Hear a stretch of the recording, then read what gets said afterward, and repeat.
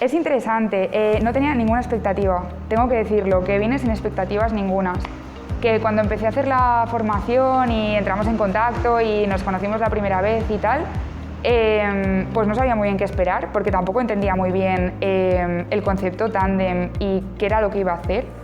Sabía que no era repaso, sabía que no era tal, sabía que era un acompañamiento, pero no tenía muy claro qué era lo que iba a pasar.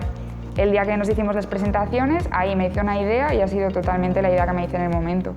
Al principio estábamos aquí en el Casal porque hacía frío y me traía las cartas y jugábamos al uno y hacíamos, pues no sé, nos conocíamos más. Y luego ya cuando cogimos más confianza, pues nos fuimos al castillo de Torre Baró de excursión, que estuvo muy guay.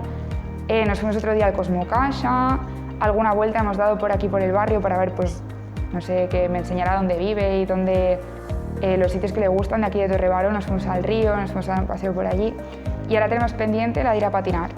El día del castillo nos lo pasamos muy bien, porque nos costó mucho subir, no nos esperábamos tantas cuestas, nos tuvimos que ir parando, encima era eso, el primer día que salíamos las dos solas y empezamos a hacer fotos arriba porque pillamos el atardecer, vimos jabalís, nos llevamos un par de sorpresas por el camino.